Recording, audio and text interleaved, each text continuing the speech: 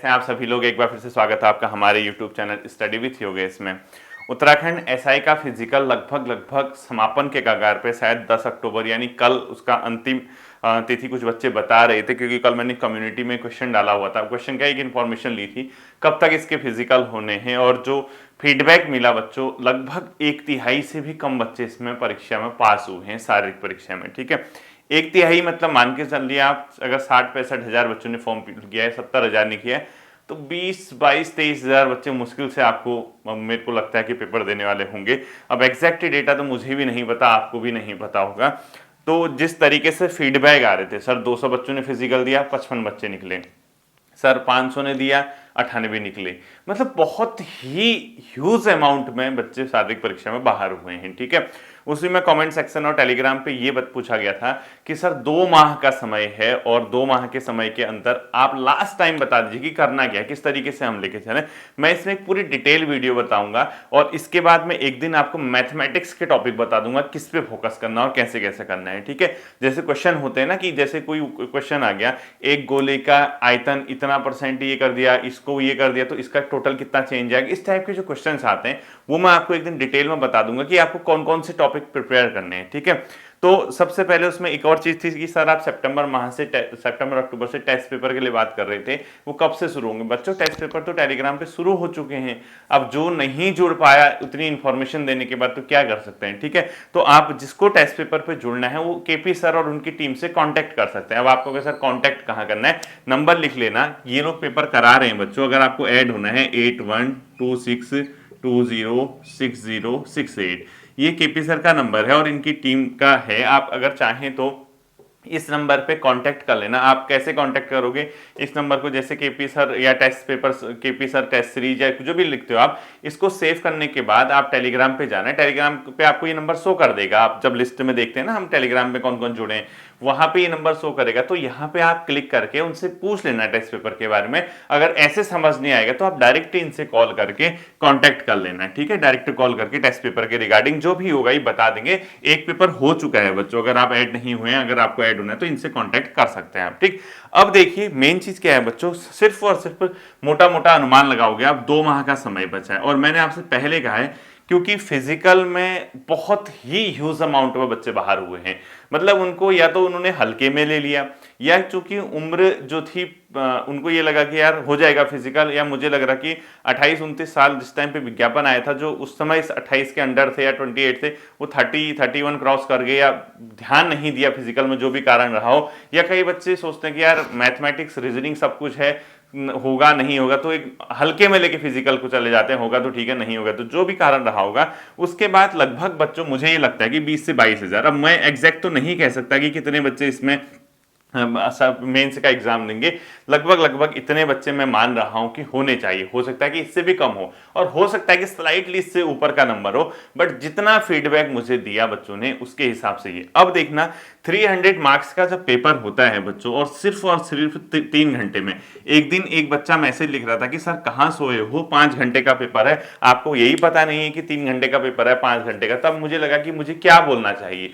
मैंने सोचा चलो छोड़ो, इग्नोर करो बच्चों, मैं नहीं सोया हूं, जिसने ऐसा कमेंट लिखा था वो सोया है। वो ये जब नोटिफिकेशन आया था उसमें इसके 2 पेपर होने थे, आपने देखा होगा, हिंदी और रीजनिंग एक सेक्टर था, दूसरा आपका मैथमेटिक्स और जीएस का सेक्शन था। तो 2 पेपर थे, एक 2 घंटे का, एक अपने आप में शायद 3 घंटे के थे, 2 घंटे या 3 घंटा कुछ ऐसा था, 5 घंटे या 6 घंटे के टोटल पेपर थे। फिर आयोग ने क्या किया, फिर से एक नोटिफिकेशन निकाला, बोला पुराने पैटर्न पे एक ही पेपर होगा, 3 घंटे का, 300 नंबर का। तो मैं नहीं सोया हूं बच्चों, आपको जागने की जरूरत है। ठीक है, तो अब देखना इसके अंदर आपको क्या है। अब ये नंबर लगभग, अब इससे भी कम हो सकते हैं, मैं नहीं कह सकता कि एग्जैक्ट ही इतने होंगे बच्चों, इससे भी कम हो सकते हैं, और जरूरी नहीं कि इतने ही हो, थोड़ा सा ऊपर भी हो सकते हैं। ध्यान से सुनना है। ठीक है, अब ये पेपर के 2 माह का समय आपके पास बचा है।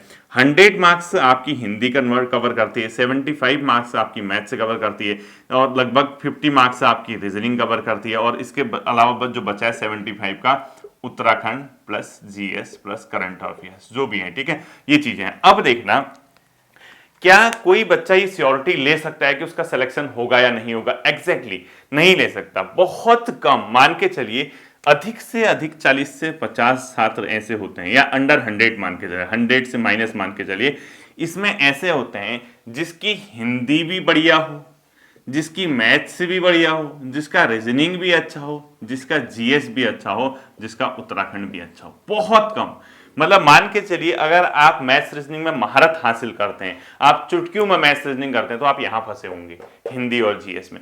अगर आप हिंदी और जीएस और उत्तराखंड को चुटकियों में सॉल्व आता है आपको, आपने लंबे समय से ग्रुप सी की तैयारी की है, तो आप यहां मार खाने वाले। इसका सीधा सीधा तार्किक एक मतलब ये पक्ष ये है कि बच्चों ये एक ऐसा पेपर है जिसमें आप किसी एक सेक्टर में बहुत स्ट्रांग हैं तो जरूरी नहीं कि आपका चयन हो जाए, आपको थोड़ा थोड़ा थोड़ा हर सेक्टर से मार्क्स चाहिए होंगे। अब ऐसे ही कई जैसे टेलीग्राम पे मेरे को मैसेजेस कर रहे थे कि सर मैथ्स रीजनिंग आपने बहुत हल्की बना दी पहले पेपर में या जो टेस्ट पेपर में। मैंने कहा बच्चों आपके टोटल मार्क्स कितने आ रहे हैं, कोई कह रहा है सर 200 आ रहे हैं, कोई कह रहा है 190 आ रहे हैं, तो मैथ्स रीजनिंग हल्की बना दी तो आपके टोटल मार्क्स इतने कम क्यों हैं। चलो मैथ्स रीजनिंग में आप 125 में से 115 नंबर लेके आए, बाकी बचे पेपर में तो आपके मार्क्स नहीं है ना। आपको जिसकी मैथ्स रीजनिंग अच्छी है उसको सर्वाधिक फोकस करना है हिंदी जीएस और उत्तराखंड में, और जिसकी जीएस उत्तराखंड हिंदी अच्छी है उसको सर्वाधिक फोकस करना है मैथ्स रीजनिंग में। तो कंप्लीटली एक स्ट्रेटेजी बनाइए, क्योंकि सिर्फ 20 से 22 हजार बच्चों के बीच फाइट होनी है, और लगभग आज तक इससे पहले जो एग्जाम होते थे एक एक 1.5 लाख बच्चों के साथ फाइट करते थे। फिजिकल वाले एग्जाम की एक खूबसूरती भी कह सकते हो, या एक प्रकार से जिनका नहीं हुआ उनके लिए बैड लक कह सकते हो। इसमें अगर फिजिकल क्वालिफाई होता तो मेंस में कंपटीशन कम हो जाता। अब शारीरिक परीक्षा पास करने वालों का पता नहीं किसका कैसा लेवल होगा। इंडिविजुअल को अगर आप टारगेट करेंगे, कोई मैथ्स में अच्छा हो सकता है, कोई रीजनिंग में अच्छा हो सकता है, कोई हिंदी में अच्छा हो सकता है, कोई उत्तराखंड में अच्छा हो सकता है, कोई जीएस में अच्छा हो सकता है, लेकिन ऐसा छात्र जो सभी क्षेत्रों में थोड़ा थोड़ा मार्क्स कर सकता है, यानी सभी सेक्टर्स में तो कुछ स्कोर कर सकता है, ऐसे बहुत कम बच्चे मिलेंगे। तो रास्ते सबके लिए ओपन है। कोई छात्र ये नहीं कह सकता कि मैं इसमें सिलेक्शन नहीं ले पाऊंगा, या कोई छात्र ऐसा नहीं कह सकता कि मेरा 100% सिलेक्शन होगा। क्यों? क्योंकि पेपर पे डिपेंड करता है। ओवर कॉन्फिडेंट कभी मत होना। आपको मैं अंडर एस्टिमेट नहीं कर रहा, मैं ये नहीं कह रहा कि आप नहीं निकल सकते, निकल सब सकते हैं बच्चों। इसीलिए मैं कह रहा हूं कि अपना माइंड पॉजिटिव रखिए। सबसे पहले आपको क्या करना है इतने दिनों में, आप जिसकी देखो 2 कैटेगरी के छात्र हैं, मैथ्स रीजनिंग अच्छे वाले अलग हैं, हिंदी जीएस और उत्तराखंड जिसका अच्छा ही, इसमें मास होगा उत्तराखंड ग्रुप सी की तैयारी करने वालों का। जो उत्तराखंड में ग्रुप सी की तैयारी करते हैं, स्पेशली पिछले 3-4 सालों से, 2 ढाई 3 सालों से, वो इस सेक्टर में महारत हासिल कर सकते हैं, ठीक है। और जो सेंट्रल लेवल की तैयारी करते हैं, चाहे उनकी एसएससी सीजीएल का एग्जाम हो, सीजीएल से संबंधित हो, या फिर जो बैंकिंग की करता आया हो, ये जो होंगे बच्चों इस सेक्टर में बहुत महारत हासिल करेंगे। अब आप देखो क्यों ऐसा, ये आपका किसी का दोस्त नहीं है बच्चों, ये क्या है, पैटर्न ही ऐसा है। उत्तराखंड में इसके संबंधित क्वेश्चन बहुत कम आते हैं, पेपर ही नहीं होते हैं। ये 10 नंबर की रीजनिंग आप अधीनस्थ डाल रहा है, उसको बहुत सीरियसली बच्चे लेते नहीं है। तो अगर आप देखेंगे मैथ्स रीजनिंग जहां अच्छी पूछती है, सीजीएल बैंकिंग या सेंटर के कोई एग्जाम सीडीएस वगैरह, वहां पे जीएस का कम रोल है, हिंदी का और भी कम रोल। उत्तराखंड तो है ही नहीं। लेकिन जहां उत्तराखंड में हिंदी जीएस यूके सब कुछ पूछता है, वहां मैथ्स रीजनिंग का रोल ही नहीं है। तो अब देखो ना, बच्चा तो पिछले 3-4 साल से जो तैयारी कर रहा होगा वही तो अभी प्रदर्शित करेगा ना, वही तो प्रदर्शन करेगा। अब मजबूरी क्या है, यहां वाले छात्र को इधर आना है सीखने के लिए, इसको यहां जाना है, दोनों के रास्ते में रोड़े लगे हैं। अपने आप पर कहीं ना कहीं एक ऑब्स्टेकल दोनों के रास्ते में कि यार उसको इसके साथ ये सीखना है, इसको इसके साथ ये सीखना है। टोटल मार्क्स यहाँ 175 नंबर है और यहाँ 125 नंबर है। अब देखो कहीं ना कहीं सब हर कोई फंसा हुआ है। तो इसीलिए मैं कह रहा हूं बच्चों, थोड़ा थोड़ा अगर आप हर सेक्टर में स्कोर कर पाते हैं तो आपका चयन श्योर है। अब बचता है 2 माह का समय, ठीक है। ध्यान से सुनना, पहले वो बच्चे जिसकी मैथ्स रीजनिंग बहुत अच्छी है। पहला स्टेप 1, यानी पहली कंडीशन, मैथ्स रीजनिंग में परफेक्ट है, प्रॉब्लम ही नहीं है, देखते ही सॉल्व कर देते हैं, कुछ क्वेश्चन में अटकते हैं, देखने की जरूरत ही नहीं है मैथ्स रीजनिंग। हल्का हल्का ऊपर ऊपर सरसरी निगाहों से देखिए, सिर्फ 1 घंटा 1.5 घंटा प्रैक्टिस कीजिए, 2 घंटे लगा लीजिए, ठीक है मैक्सिमम। उसमें से 1 घंटा आप लोग मैथ्स कर लीजिए और 1 घंटा आप लोग रीजनिंग कर लीजिए, जिसकी मैथ्स रीजनिंग बहुत अच्छी, पहली कंडीशन, ठीक है। अब ये समय बनाइए अपने अकॉर्डिंग, जैसा भी आपके लिए अनुकूल होता है उसके आधार पे आप क्या कीजिए, समय सीमा तय कीजिए कि 2 घंटे के अंदर, आप 2 घंटे के भीतर आप मैथ्स और रीजनिंग से संबंधित जो भी आपकी समस्याएं हैं उनकी प्रैक्टिस करेंगे। प्रैक्टिस के अलावा कोई ऑप्शन नहीं है। तो 2 माह से अधिक का समय बहुत इजीली आपका लेंगे। अब आता है आपके लिए हिंदी, जीएस और उत्तराखंड, ठीक है।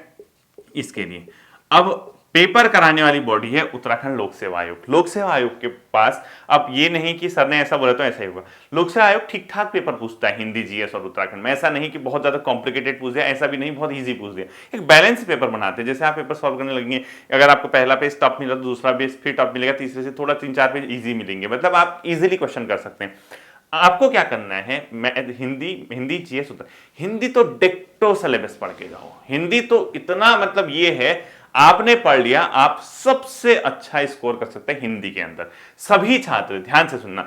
अब आप कहोगे सर 2 महीने का समय, देखो इतने समय से आप अगर उत्तराखंड एसआई की तैयारी कर रहे हैं तो हिंदी तो आपने कुछ ना कुछ तो पढ़ी नहीं होगी। अंतिम समय है, सिलेबस खोलो, सिलेबस डाउनलोड करो, आयोग के साइट से मिल जाएगा या आपके पास होगा। देखो कि हिंदी में कौन कौन से चैप्टर दिए गए हैं, आप उसको डेली 1 घंटा प्रैक्टिस कीजिए। आप चेक कीजिए वो स्वर और व्यंजन वाला चैप्टर है तो उसको कैसे करना है, संधि कैसे सीखनी है, इसके अलावा जो आपके चैप्टर दे रखे हैं, वाक्य कैसे होते हैं, वाक्य रचना, संज्ञा, सर्वनाम, विशेषण, क्रिया, क्रिया विशेषण, अव्यय, ये क्या होते हैं, कितने प्रकार के होते हैं, पत्र पत्रकारिता वाला इंटरनेट से पढ़ना, जनसंचार इंटरनेट से पढ़ना, और इसके अलावा जो आप साहित्य वाला है उसको आपके जो मेन टॉपिक हैं, सुमित्रा नंदन पंत, महादेवी वर्मा, कवि, रसखान, तुलसीदास, जयशंकर प्रसाद, हजारी प्रसाद द्विवेदी, माखनलाल चतुर्वेदी, सूर्यकांत त्रिपाठी निराला, जितने भी ये टॉपिक हैं इनके बारे में आप लोगों को क्या करना होगा, या तो इंटरनेट से लेनी होगी हेल्प, या अपने आप में एनसीईआरटी की किताबें आती हैं जो 11th 12th 10th के अंदर आप दिख जाएंगी। ठीक है, ये मैंने आपसे पहले भी बोला, बहुत बार बोला है।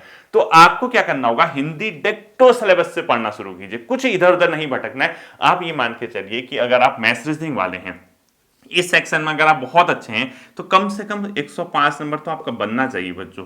मिनिमम मान के चल रहा हूं मैं, 100 से 105 नंबर आपका बनना चाहिए। अगर पेपर आता है एवरेज जैसा आता है, हार्ड आ गया तो फिर अगर आपको हार्ड लग रहा तो इनका क्या होगा, क्योंकि पेपर में सिलेक्शन तो ये मान के चलिए आप, सिलेक्शन आपका ओवरऑल 300 मार्क्स में से होना है। हार्ड आता है, आपको हार्ड लग रहा तो ये भी पिछड़ जाएंगे। आपको अगर ये इजी लग रहा है तो आप इसमें फंबल मत करना, क्योंकि इजी होगा तो ये भी ऊपर ऊपर आएंगी। इन्होंने भी तो कुछ सीखा होगा ना। ऐसा नहीं कि वो बेचारे ग्रुप सी की तैयारी करते थे तो मैथ्स रीजनिंग बिल्कुल नहीं की होगी। मैथ्स रीजनिंग में वो भी कमांड बनाएंगे, हल्का पेपर आ गया तो मैथ्स रीजनिंग में वो भी स्कोर करेंगे। ध्यान से सुनना, क्योंकि बेसिक तो वो बना के जाएंगे। इतना कोई नहीं होता कि पेपर अगर सीख लिया और इजी आ गया तो उनकी तो maths reasoning Hindi GS Uttarakhand already अच्छी है। अब वो अगर मैथ्स रीजनिंग इजी आ गई तो वो तो स्कोर कर जाएंगे, आपके लिए प्रॉब्लम हो जाएगी। क्यों? क्योंकि आप चाहोगे मैथ्स रीजनिंग हार्ड आए, हिंदी जीएस और उत्तराखंड टफ आए। वो चाहेंगे हिंदी जीएस उत्तराखंड हार्ड आए, मैथ्स रीजनिंग इजी आए। अब पेपर बनाने वाले पे डिपेंड करता है कि वो पेपर किस तरीके से आगे लेके चलता है। तो ध्यान से सुनना, कोई भी श्योरिटी नहीं ले सकता कि उसका सिलेक्शन होगा ही होगा। आप अगर 100-105 नंबर यहां करते हैं, मरे दर्जे का हिंदी में अगर आप 60 नंबर भी आते हैं, बहुत इजीली आ सकते हैं बच्चों 60 मार्क। आप घटना चक्र ऑब्जेक्टिव लगाते हैं हिंदी की, तब भी आपके 60 नंबर आ जाएंगे, गारंटी लेके चलो। ठीक है, बशर्ते उसमें जनसंचार, पत्र पत्रकारिता और जो आपका साहित्य वाला है उस पोर्शन को आपको अलग से पढ़ना पड़ेगा। ठीक है, तो हिंदी के लिए आपको मैंने बता दिया। अब रहता है जीएस और उत्तराखंड। जीएस कहां से लगाओगे बताओ? 75 में से उत्तराखंड भी है, जीएस भी है, तो घटना चक्र के अलावा कोई विकल्प नहीं है। या लुसेंट ऑब्जेक्टिव लगाइए, या घटना चक्र ऑब्जेक्टिव लगाइए, या किरण पब्लिकेशन की किताब लगाइए। ठीक है, ये ऐसे ही एग्जाम है, क्योंकि मैथ्स रीजनिंग जहां होती है वहां जीएस इतना हार्ड नहीं पूछेगा। आप प्रीवियस ईयर क्वेश्चन अलग अलग स्टेट के देखते हैं, तो एक प्लानिंग बनाइए। आप इस टोटल सेक्टर के लिए 175 नंबर के लिए जिसकी मैथ्स रीजनिंग अच्छी है, कम से कम 4 से 5 घंटे का समय दीजिए, जिसमें 1 घंटा पर डे हिंदी को देना आपको काफी है। इसके अलावा 2 घंटा आपको कम से कम जीएस को देना है, और 2 घंटा उत्तराखंड को देना है। 2 2 4 का 5 और 2 घंटा यहाँ 7 आवर की अगर आप स्टडी करते हैं, आपके कंधों पे सितारे चमकने तय हैं, बशर्ते आप यहाँ स्कोर बहुत तगड़ा कीजिएगा मैथ्स रीजनिंग में। अगर आप मान के चलते हैं कि आपकी मैथ्स रीजनिंग अच्छी है तो आपके लिए तो वो स्कोरिंग है, आप 125 में से 120 भी कर सकते हैं। वहां जितना ऊपर लेके जाओगे अपने आप को, उतना यहाँ आपके लिए रास्ता आसान होगा। और अपने ही सेक्टर में वीडियो देख रहे हो, पेपर होने से पहले बोला मेरे तो मैथ्स रीजनिंग बहुत अच्छी है, पता लगा वहीं फंबल कर गए, वहीं मार खा गए, फिर कहां से स्कोर होगा? ना अपने सेक्टर में स्कोर कर पाए, ना दूसरे के सेक्टर में स्कोर कर पाए, फिर तो यही बात हो जाएगी यार कहां जाए। तो एक प्लानिंग के तहत हिंदी कीजिए 2 घंटा डेली। आप सुबह उठिए जब भी करते हैं ऑब्जेक्टिव, क्योंकि 100 नंबर की हिंदी है, प्योर मार्क्स हैं, शुद्ध, यानी एक भी कटौती नहीं होगी, है तो है, नहीं है तो नहीं है। ठीक है, देन जीएस के लिए घट्टा चक्र ऑब्जेक्टिव कीजिए, 2 माह का समय बचा, अलग अलग सब्जेक्ट के लगाइए, थोड़ा जीएस आपकी सही होगी। उत्तराखंड के लिए परीक्षा वाणी और उत्तराखंड की करंट अफेयर्स पढ़िए। इतना अगर आप करते हैं तो 175 में से आप कुछ भी नहीं है, 100 नंबर के आसपास भी स्कोर कराते हैं। और मैथ्स रीजनिंग जो आपका सेक्टर 110 115 नंबर करते हैं तो 210 215 बहुत बड़ा स्कोर होता है बच्चों 3 घंटे के पेपर में, क्योंकि 3 घंटे का पेपर कोई नहीं पढ़ने वाला 300 मार्क्स का, भूल जाना ये। आप ये मत सोचना कि 3 घंटे का पेपर है 300 नंबर का पेपर हर बच्चा पढ़ के आ जाएगा, पढ़ ही नहीं पाएगा, पहुंच ही नहीं पाएगा, आपके पास तो समय ही नहीं है। आपने क्वेश्चन देखा, आता है तो आता है, आप उस पर सोचने का समय ही नहीं, अगर आपने सोचना शुरू कर दिया आपका समय गवा रहे हैं। सीधे आता है, एक अटेम्प्ट ट्राई करो कि बन रहा नहीं बन रहा, स्किप करो, दूसरा क्वेश्चन करो, बन रहा नहीं बन रहा फर्स्ट अटेम्प्ट में, स्किप करो, यही करना पड़ेगा। क्योंकि अगर आप एक क्वेश्चन के पीछे 25-30 सेकंड से ऊपर देते हैं तो आप समय फिर आपके लिए कम हो जाएगा, आप अटेम्प्ट ही नहीं कर पाओगे। आप 300 नंबर के पेपर में 215-20 से ऊपर अटेम्प्ट ही नहीं कर पाओगे अदरवाइज। तो इसके लिए समय का भी, क्योंकि आपका ये एसआई का एग्जाम बहुत ही अलग अलग टाइप का एग्जाम है, 3 घंटे में 300 नंबर का पेपर। आप सोचो ग्रुप सी का 100 नंबर का पेपर 2 घंटे में आपके लिए टाइम कम पड़ जाता है, खुद सोचो ना। इसीलिए ये पेपर ऐसा है, इसमें किसी की गारंटी नहीं कि होगा नहीं होगा, ये वही बच्चा इसको कर पाएगा जो एक प्लानिंग के तहत चलेगा, जो स्ट्रैटेजी, उसको पता है कि 300 नंबर का पेपर है यार, मैं 240 ही अटेम्प्ट करूंगा, लेकिन श्योर वाले करूंगा, अच्छे वाले करूंगा, जिसमें मैं कंफर्ट हूं, 240 में से 212-14 नंबर लाऊंगा, स्टार लगा के निकल लूंगा, क्या दिक्कत है भाई। पता लगा सर 300 का पूरा अटेम्प्ट करना है, जल्दबाजी करनी है, ऐसा नहीं होता बच्चों, ठीक है। तो ये अब आता है दूसरा सेक्टर जिसकी मैथ्स रीजनिंग एवरेज है, यानी ग्रुप सी वाला जो मास है, जो उत्तराखंड बेस एग्जाम की तैयारी करते हैं, उनको यहाँ बहुत दिक्कत नहीं होगी बच्चों। आपको पता ही है, आप ग्रुप सी के भी एग्जाम देते हैं, आप पीसीएस भी देते हैं, आप लोअर पीसीएस भी देते हैं, आप आरओ भी देते हैं, पैटर्न आयोग का आप बहुत अच्छी तरीके से भली भांति आप जानते हैं। आपको इस सेक्टर में जो आप करते आए वही कीजिए, रिविजन कीजिए। बट आपके लिए आता है मैथ्स रीजनिंग बच्चों, मैथ्स रीजनिंग में स्कोर करना है 75 प्लस, सिलेक्शन हो जाएगा।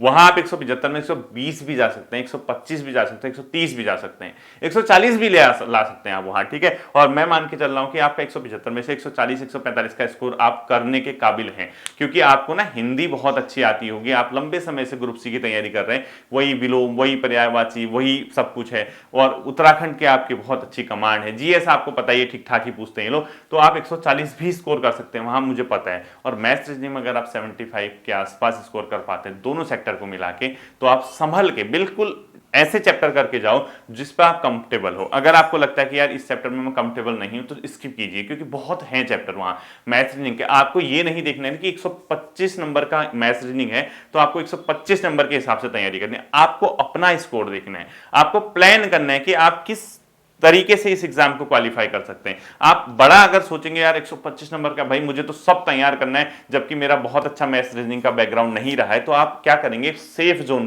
ट्राई करोगे। आपको क्या करना होगा, आपको इस सेक्टर में स्कोर करना होगा जो आपको अपना है, और जो सेक्टर आपका थोड़ा सा वीक है, मैं ये नहीं कहूंगा कि आप मत सीखिए, लेकिन वहां आप 125 का नजर मत देखना, आप ये मत सोचना कि 125 में से मैं इतने लाऊंगा, आप एक सेफ स्कोर की ओर जाइए। आप देखिए 80 कर पाते हैं नहीं कर पाते हैं, आप 75 के आसपास का टारगेट बनाइए, और ऐसे सेक्टर पे हाथ डालिए जो ऐसे चैप्टर जो आप इजीली कर सकते हैं, जैसे एलसीएम एचसीएफ, वहां से क्वेश्चन गलत नहीं होता अगर आपने एक बार ढंग से सीख लिया तो, ठीक है। आप एवरेज की ओर जा सकते हैं, आपको अच्छा चैप्टर मिलेगा, आप परसेंटेज की ओर जा सकते हैं। आपको फंसाएगा कौन, जैसे कंपाउंड इंटरेस्ट है, सिंपल इंटरेस्ट के क्वेश्चन में फंस जाता है कई बार बच्चा। इसके अलावा जो 2D 3D है, यानी क्षेत्रफल और आयतन वाला, ये बहुत ही क्रुशियल चैप्टर है, इसमें कई बच्चे मार खा जाते हैं, उनको समझ ही नहीं आता, वो हाथ पीछे खींच लेते हैं, ठीक है। इसके अलावा जो त्रिकोणमिति वाला है जिसमें ये आपका हाइट एंड डिस्टेंस वाले क्वेश्चन है, उसमें भी कई बार मार खा जाते हैं बच्चे। इसके अलावा कुछ ऐसे चैप्टर हैं बच्चों, उन चैप्टर्स की ओर अगर आपको कंफर्टेबल नहीं हो रहा तो आप 15-16 टॉपिक ऐसे बना के जाइए जहां आप अच्छे खासे तरीके से सीख रहे हैं, ठीक है। तब जाके आपको, तो आप क्या करना, यहां मैथ्स रीजनिंग में कम से कम 3-3 4-4 घंटे की प्रैक्टिस करना। जब 3-4 घंटे आप यहां प्रैक्टिस करोगे, उसके अलावा ग्रुप सी 2-2.5 घंटे आप अपने तरीके से स्टडी करोगे जो आप पढ़ते आए हैं, तो आप 210-212 के स्कोर तक पहुंच पाओगे, तो आपका सिलेक्शन श्योर है। तो कसम खा लीजिए, 2 माह का समय है, एक रणनीति बनाइए, एक चार्ट बनाइए, आप एक शेड्यूल तय कीजिए, क्योंकि लगभग 2-2.5 मतलब 20 से 22 हजार बच्चे शायद ही इसमें एग्जाम दे पाए, जहां तक मेरे को लग रहा है। अभी ऑफिशियल डेटा आएगा तो पता चल जाएगा, ठीक है। तो उसके आधार पे एक पूरी प्लानिंग कि यार हमने मैथ्स रीजनिंग को कितना समय देना है, कौन कौन से चैप्टर हमारे हैं, हमारा अपना ग्रुप सी वाला सेक्टर है हिंदी जीएस उत्तराखंड, वहां हम अच्छा स्कोर करेंगे। आप अपने सेक्टर में पीछे मत होना, बस अपने सेक्टर में फोकस करो। मैथ्स रीजनिंग वाले अपने सेक्टर में करने वाले हैं, जीएस हिंदी उत्तराखंड वाले अपने सेक्टर में करने वाले हैं। उसके बाद जो दोनों का कमजोर है, कुछ का Hindi reasoning math, Hindi maths, Hindi और अपने आप में जीएस कमजोर, उत्तराखंड कमजोर होगा तो किसकी मैथ्स रीजनिंग कमजोर होगी। तो वहां सेफ स्कोर की ओर जाइए। सेफ कैसे हो सकता है टारगेट, उसको ऐसे मत देखिए कि 125 की मैथ्स रीजनिंग है, मैं 125 की सारे चैप्टर तैयार करके जाऊं ना, ऐसी गलती मत करना। एग्जाम में सिलेक्शन लेना है, एग्जाम में कुछ ऐसा नहीं कि मैंने इतने किए मेरे को इतने आए, कोई फायदा नहीं इस चीज से, ठीक है। सिलेक्शन लेने के लिए बहुत सोची समझी रणनीति का होना बहुत जरूरी है। तो 2 माह का समय है, इस तरीके से अपने आप को लेके चलिए। एक दिन इस आने वाले संडे या सैटरडे जब भी होगा, मैं आपको मैथ्स के इंपॉर्टेंट टॉपिक बता दूंगा कि किस किस टॉपिक में किस किस तरीके का क्वेश्चन आएगा। मैं क्या करूंगा, जैसे 2D वाला है, जैसे आपका 2D चैप्टर है ना, यानी क्षेत्रफल, कौन कौन से क्वेश्चन सीख के जाना। जैसे मैं बता दूंगा कि वर्ग से ये वाला क्वेश्चन सीख के जाना, आयत से इस टाइप का क्वेश्चन सीख के जाना। तो आप खुद ही यूट्यूब पे सर्च, क्योंकि बच्चों मेरे पास समय अभाव है, मैंने पहले कहा कि इस बार मैं आपसे माफी चाहता हूं, मैं अगर मेरे को टॉपिक प्रिपेयर करने का टाइम मिल पाता मैं जरूर कराता, लेकिन क्योंकि डिस्टर्बेंस है, अभी दीपावली आगे फंक्शन है, तो कई चीजें इसमें प्रॉब्लम क्रिएट कर रही हैं, तो इसलिए मैं जबरदस्ती क्लासेस नहीं करा सकता, क्योंकि मेरी चीजें फंस जाएंगी उसके बाद, ठीक है। हाँ, मैं आपको कंप्लीटली गाइड कर सकता हूं कि आपको कौन कौन सा टॉपिक करना है, कौन कौन से क्वेश्चन आपके आ सकते हैं, किस तरीके से पूछा जा सकता है। इस संडे या इस सैटरडे आपको इसको देखने को एक डेमो मिलेगा, ठीक है। फिर मिलते हैं अगले सेशन पे, अपना ध्यान रखिएगा, थैंक यू।